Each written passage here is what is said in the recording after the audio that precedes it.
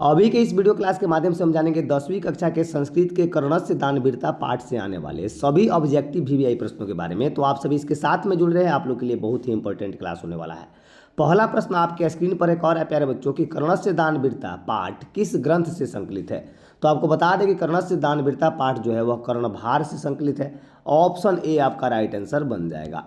अगला प्रश्न इसमें 2 नंबर का हो रहा है कि महाभारत में किस लेखिका का उल्लेख मिलता है। तो महाभारत में जो है प्यारे बच्चों सुलभा का उल्लेख मिलता है। ऑप्शन सी इसका बिल्कुल राइट आंसर बन जाएगा। 3 नंबर प्रश्न जो है आपके स्क्रीन पर एक और इसमें कि सूर्यपुत्र कौन था। बहुत ही शानदार प्रश्न है।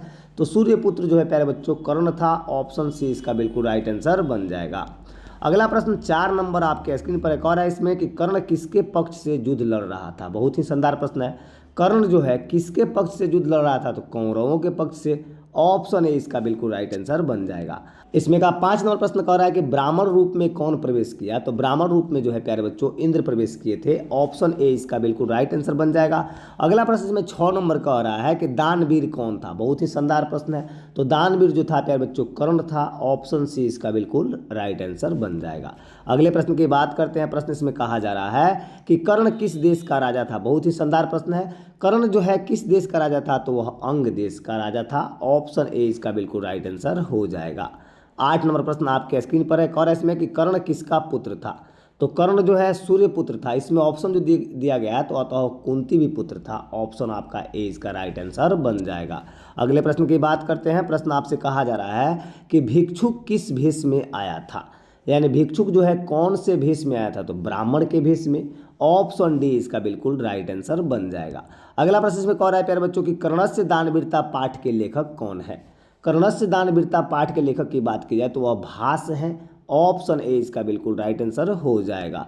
अगला प्रश्न इसमें कह रहा है कि समय परिवर्तन के साथ कौन नष्ट हो जाता है। तो बता दें आपको कि समय परिवर्तन के साथ साथ जो है आपका शिक्षा धन ये सभी नष्ट हो जाएगा प्यारे बच्चों, लेकिन दान जो है ये नष्ट नहीं होता है।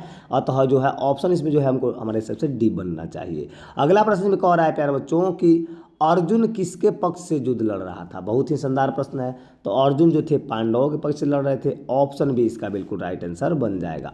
13 नंबर प्रश्न की बात करते हैं। प्रश्न इसमें कह रहा है कि कर्ण ने कवच और कुंडल किसको दिया। यानी कवच और कुंडल जो है कर्ण किसको दिए। तो इंद्र को दिए थे। ऑप्शन ए इसका राइट आंसर बन जाएगा।